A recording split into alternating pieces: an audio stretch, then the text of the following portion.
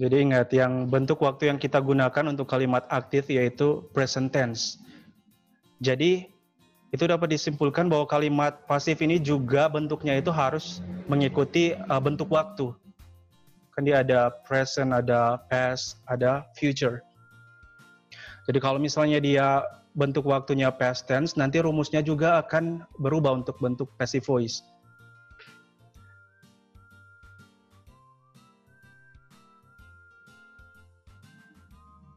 Oke, kita lanjut. Oke, di sini ada contoh kalimat. Oke, di sini contoh kalimat yang the first sentence di sini, I write a letter. I write a letter. Jadi saya menulis sebuah surat. I write a letter. Saya menulis sebuah surat. Jadi I di sini berfungsi sebagai subjek, kemudian write menulis itu berfungsi sebagai kata kerja, dan a letter itu berfungsi sebagai objek. Jadi ini bentuk kalimat active voice. I write a letter. Saya menulis sebuah surat.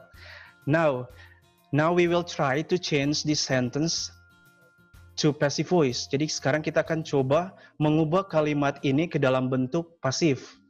Jadi ingat aturan tadi.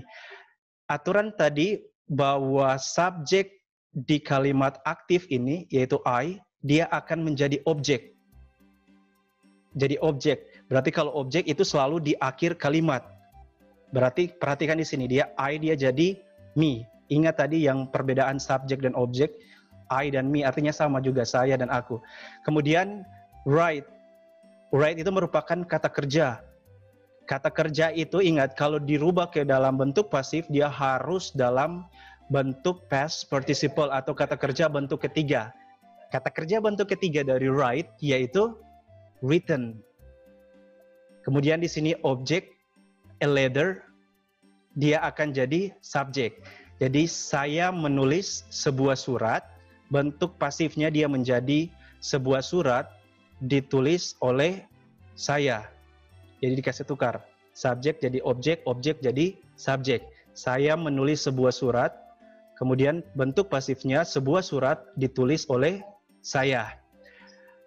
Jadi di sini kalau dalam bentuk pasifnya, jadi ingat objek di kalimat aktif a letter dia menjadi subjek. Jadi di sini a letter, kemudian diikuti to be. Kan rumusnya dari bentuk pasif tadi yaitu subjek, to be, verb 3, plus by plus objek. Jadi habis sesudah subjek itu harus diikuti to be. Oke, mengapa di sini to be-nya yaitu to be is? Mengapa bukan to be are? Mengapa bukan to be am? Karena apa? Karena di sini a letter ini kan dia sebuah surat, satu surat. Ingat saya jelaskan tadi, jika subjeknya itu singular subject, subjek tunggal, maka pasangan to be-nya yaitu to be is. Sedangkan jika subjeknya lebih dari satu, maka pasangan to be-nya yaitu to be are. Sedangkan untuk to be am, dia hanya untuk subjek I. Jadi di sini sebuah surat, otomatis to be yang mengikutinya yaitu to be is.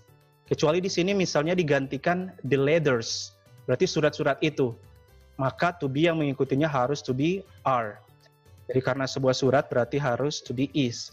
A letter is sebuah surat.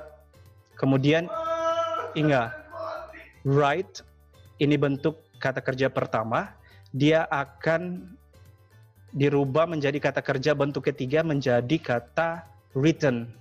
Jadi a letter is written, sebuah surat ditulis. Yang pertama kan saya menulis sebuah surat. Kalau kalimat pasifnya itu dia menjadi ditulis. Jadi sebuah surat ditulis oleh siapa? Yaitu oleh saya. Jadi by me. Oke, sejauh ini ada pertanyaan. Do you have any questions about active voice and passive voice? Bagaimana mengubah kalimat aktif ke kalimat pasif? Ada pertanyaan?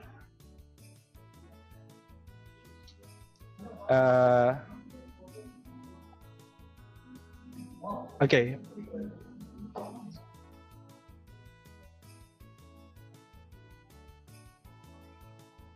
Bagaimana? Can you repeat?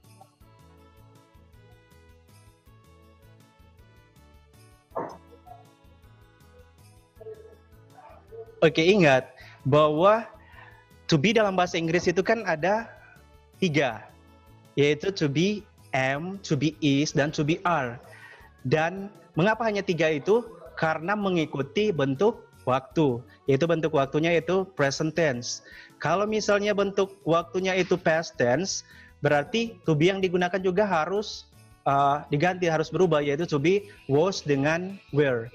Berarti intinya dalam kalimat pasif itu 3 to be yang akan digunakan itu berdasarkan dia harus sesuai dengan DP subjek, harus sesuai dengan DP subjek.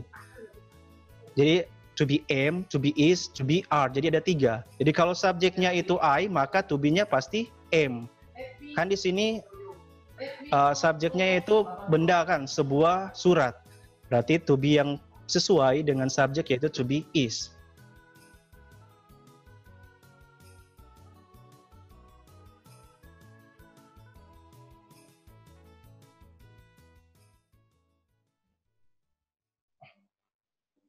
Oke. Next.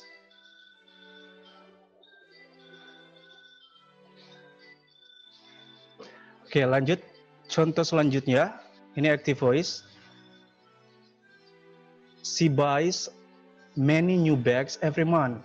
She buys many new bags every month. Dia, jadi dia perempuan ya, menggantikan kata ganti dia perempuan. Dia membeli banyak tas baru setiap bulan. Ini merupakan kalimat aktif. She buys many new bags every month. Oke, dari kalimat ini ada yang tahu yang mana yang menjadi subjek dari kalimat ini? Yang mana subjek, yang mana predikat atau verb, yang mana objek? Ada yang tahu?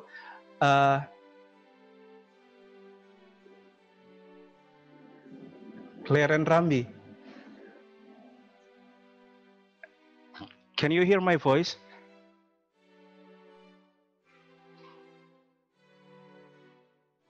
Oke.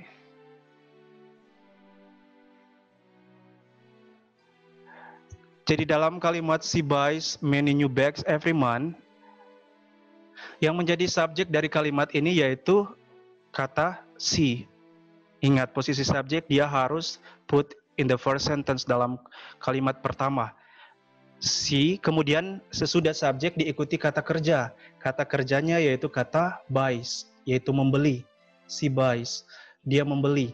Kemudian sesudah kata kerja itu harus diikuti dengan objek. Jadi apa yang dia beli yaitu many new bags, yaitu banyak tas-tas baru. Kemudian every month merupakan keterangan waktu, every month, adverb of time. She buys many new bags every month. Oke, sekarang orang rubah ke dalam bentuk pasif. Orang rubah ke dalam bentuk pasif, kalimat pasif. Jadi ingat, objek di kalimat aktif terang tentukan. Jadi objeknya yaitu apa yang dibeli, yaitu many new bags. Berarti ini objek, dia akan jadi subjek. Taruh di paling pertama kalau rubah ke kalimat pasif. Berarti di sini many new bags. Oke, di sini sudah ada subjek. Kemudian habis subjek diikuti dengan to be. Jadi to be yang digunakan di sini yaitu to be are. Mengapa to be are? Karena di sini subjeknya yaitu jamak. Jadi lebih dari satu. Ditandai dengan kata bags. Jadi tas-tas. Ada akhiran S di sini. Banyak tas-tas baru. Jadi menggunakan to be are. Kemudian lihat, sesudah to be kita harus perhatikan. Jadi fokusnya itu yang penting kalian harus tahu kata kerjanya. Jadi kalian harus tahu kata kerja bentuk ketiga. Kata kerja bentuk ketiga dari buys yaitu menjadi bought. Jadi buy, bought kata kerja kedua, kemudian bought kata kerja bentuk ketiga. Jadi bentuk kedua dan ketiganya itu sama. Jadi many new bags are bought by. Di sini subjeknya yang awalnya she dia nantinya menjadi objek. Jadi objek dari subjek C yaitu her. Jadi many new bags are bought by her every month. Jadi dia membeli banyak tas baru setiap bulan, itu kalimat aktif. Sekarang dirubah ke kalimat pasif, dia menjadi banyak tas-tas baru dibeli oleh dia setiap bulan. Jadi ingat, kalau kalian merubah itu bentuk aktif ke kalimat pasif itu, perhatikan posisi subjek dan objek. Kemudian selain itu ingat to be. Berarti kalau to be dia harus mengikuti subjek. Dan to be juga harus mengikuti bentuk waktu. Apakah dia present, apakah dia past, atau apakah dia future. Kemudian ini yang paling penting bahwa kata kerja yang digunakan itu it should be the past participle form. Harus kata kerja bentuk ketiga. Jadi harus kata kerja bentuk ketiga.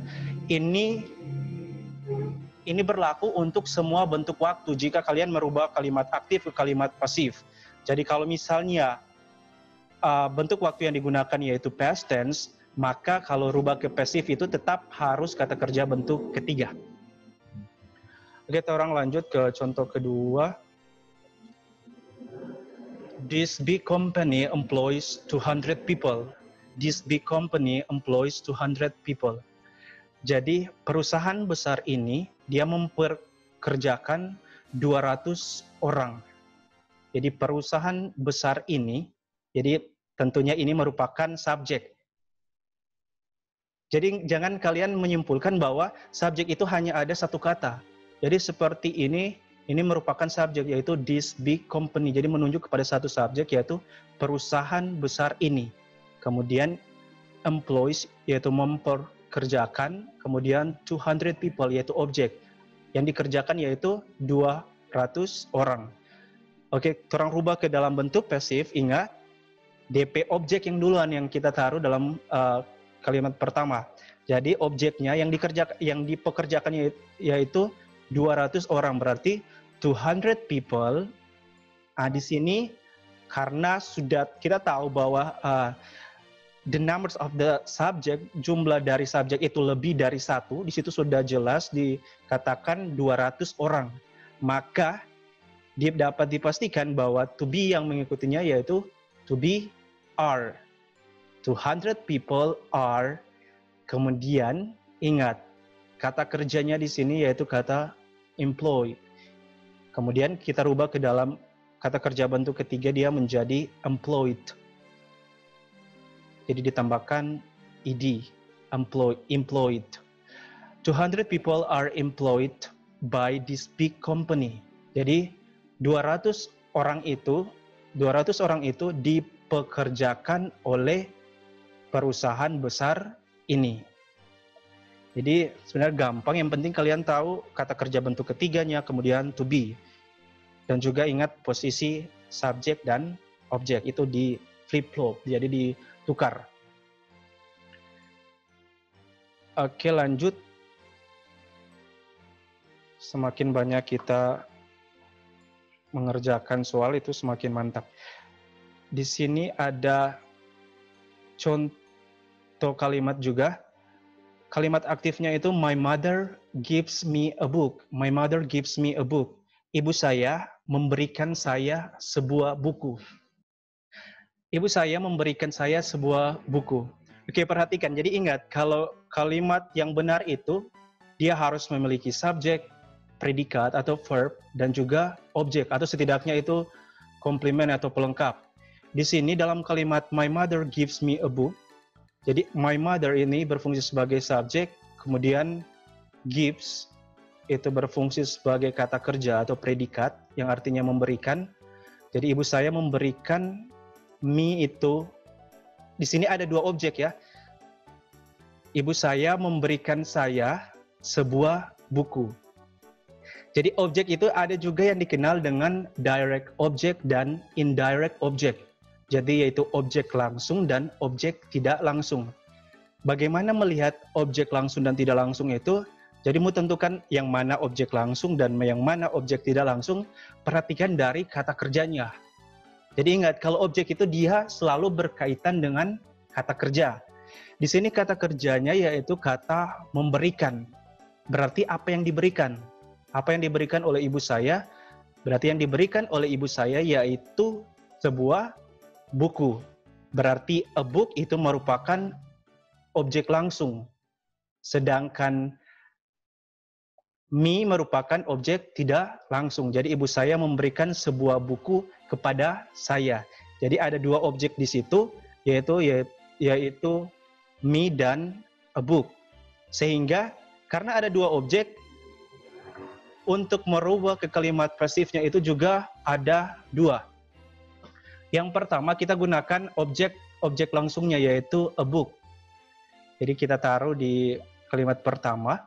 Jadi a book, ingat to be-nya yaitu to be, karena di sini sebuah buku, maka to be-nya yaitu to be is.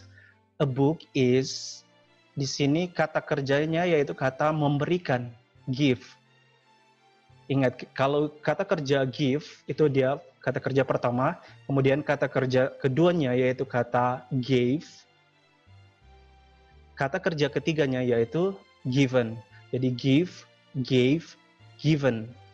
Jadi yang dipakai bentuk ketiga. Jadi a book is given by my mother.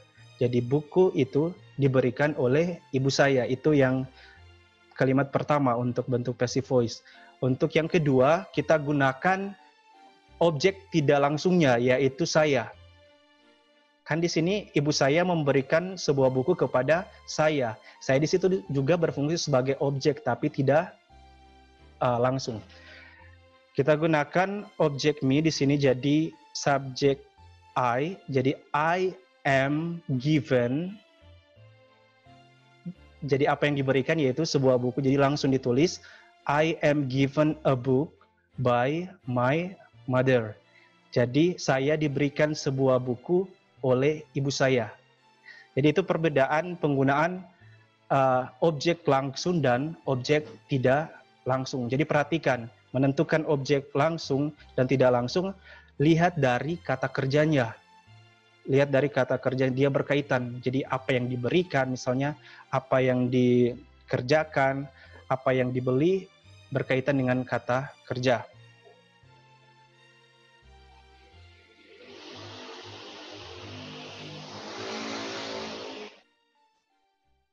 Oke.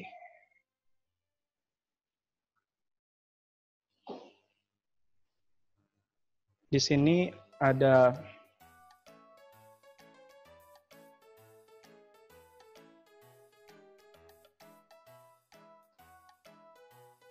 latihan soal terakhir.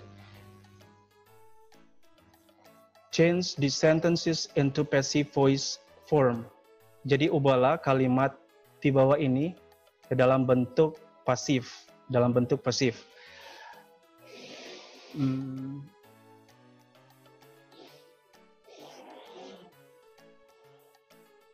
Oke, Divya, oke. Divya? Halo?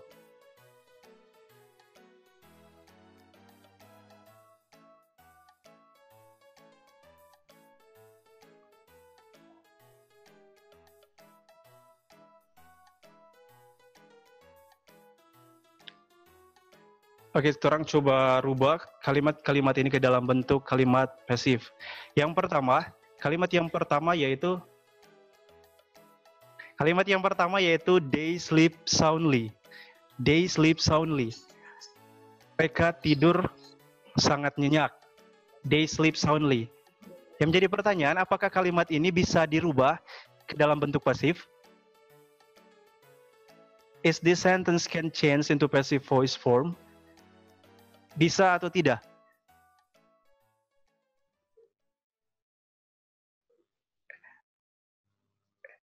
Jadi yang kalimat pertama ini, dia tidak bisa dirubah ke dalam bentuk pasif. Karena di dalam kalimat ini tidak memiliki objek. Di sini kalimatnya kan they sleep soundly. Mereka tidur sangat nyenyak, tidak ada objek di sini. Kemudian yang kedua, we study English. Kami belajar bahasa Inggris. Jadi kalau rubah ke dalam bentuk pasif, jadi English is studied by us. Oke, kalimat yang ketiga. John sings that song. John sings that song. Dia menjadi that song is sung by John. Ingat kata kerja bentuk ketiga dari sing yaitu song. Kemudian yang keempat, he visits his grandfather in Kalimantan. He visits his grandfather in Kalimantan. Dia mengunjungi kakeknya yang ada di Kalimantan. Berarti kalau orang rubah ke dalam bentuk pasifnya, jadi ingat, objek yang akan jadi subjek, berarti kalimat pertamanya dia jadi his grandfather. Karena dia cuma satu, maka to be-nya yaitu to be is. His grandfather is visited by him in Kalimantan. Kemudian yang kelima, I forget my laptop. Saya melupakan laptop saya. Berarti my laptop is forgotten by me. Forgotten by me. Kemudian yang terakhir, I choose him to be my husband. I choose him to be my husband. Berarti kalimat pasifnya, he is chosen by me to be my husband. Oke, itu latihan-latihan soal kalimat mengubah kalimat aktif ke kalimat pasif.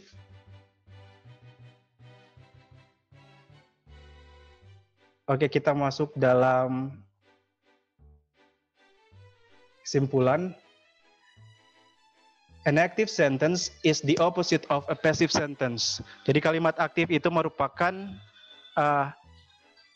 kebalikan dari kalimat pasif. Di dalam kalimat aktif, the subject performs the action of the main verb. Dalam kalimat aktif itu subjek yang melakukan tindakan. Sedangkan di dalam kalimat pasif, the actions of the main verb is done to the subject. Jadi tindakan yang dilakukan oleh kata kerja itu dirasakan atau ditunjuk untuk subjek dari kalimat tersebut. And remember, if you change the sentence into passive voice, you should use the past participle form. Dan terakhir ingat, kalau merubah kalimat aktif ke kalimat pasif, kalian harus menggunakan kata kerja bentuk ketiga. Okay. I think it's enough for today. I hope that you know and apply this material in your daily life if you want to speak English. And don't forget to stay at home. Bye-bye. See you on the next meeting.